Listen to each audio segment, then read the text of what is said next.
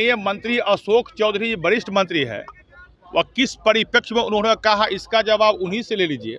लेकिन मैं समझता हूं जब माननीय मंत्री जी सीनियर है, अब संवैधानिक जो अधिकार है उस अधिकार पर उन्होंने क्या बोल गए, कल का हमने देखा है उनका बयान। इस समाज में कानून से राज चलती है, इस संविधान से देश चलती है। पुलिस प्रशासन के लोग हो, न्यायालय का लोग हो, सब कुछ संविधान के दायरा में ही रहना है।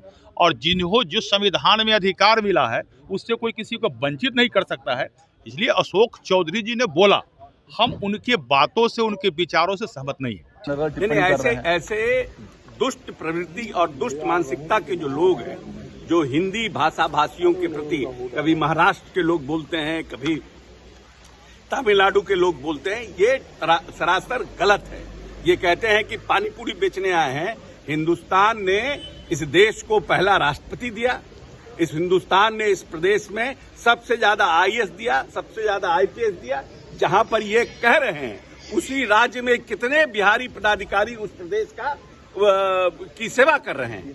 इसीलिए कुछ बोलने के लिए, मीडिया में बने रहने के लिए इस तरह की भाषा का प्रयोग करना सरासर गलत है। दरभंगा में एसटी केस में ब्राह्मणों के पूरे गांव को शामिल कर दिया गया है। अरे एक आदमी सर, दरभंगा में एससी/एसटी केस में पूरे गांव को ही शामिल करके और ब्राह्मण जाति को खास करके टारगेट किया है। ये सब गलत है। देखिए, बराबर कहा जाता है, कोई भी एक्ट बनता है, चाहे वो SC/ST एक्ट हो, चाहे वो डाउरी एक्ट हो, आपको उन लड़कियों को डाउरी एक्ट में प्रोटेक्शन के लिए, SC/ST एक्ट में उनको प्रोटेक्शन के लिए मिलता है।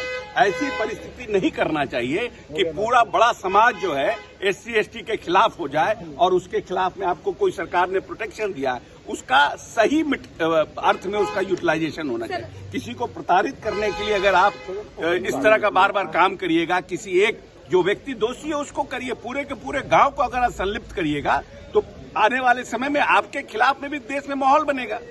सर, बजट में विपक्ष सवाल उठा रहा है, बजट में कुछ भी नहीं है। कहा जा रहा है कि बजट में मिसयूज हो रहा है इस एक्ट का, SC/ST एक्ट का। नहीं, ये दो मत नहीं है।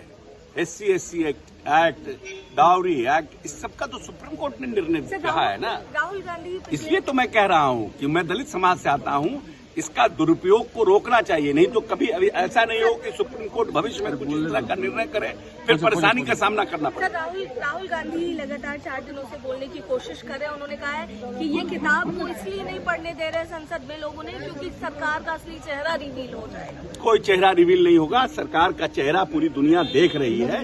जितने बड़े बड़े देश विदेश के इकोनॉमिस्ट हैं, international economics, who are Indian, who are non-Indian, they are saying that India is a brighter development spot in the world. ये है चेहरा बिहार हिंदुस्तान का। 11वें नंबर से 4थे नंबर पर हम चले आए हैं अर्थव्यवस्था में दुनिया के। ये है चेहरा हिंदुस्तान का। आप जो किताब पब्लिश्ड नहीं है, उस किताब के लिए आप जबरदस्ती संसद बार बार रोक रहे हैं, जिसका कहीं कोई ऑथेंटिसिटी नहीं है, क्योंकि वो किताब छपा ही नहीं है। किताब छपा नहीं तो आप कैसे कह सकते हैं कि वही लेखक का लिखा हुआ ये किताब है। और बहस कब होती है जब आपके पास कोई ऑथेंटिक सवाल हो। परसों हमने विधान परिषद में भी कहा है कि आप आरोप लगाते हैं सरकार के ऊपर, तो जब तक कि उसके लिए जो पर्याप्त साक्ष्य रूल्स ऑफ एग्जीक्यूटिव बिजनेस में उसके आधार पर ही आप लगा सकते हैं। बेफालतू का आप नहीं आरोप कोई लगा सकते।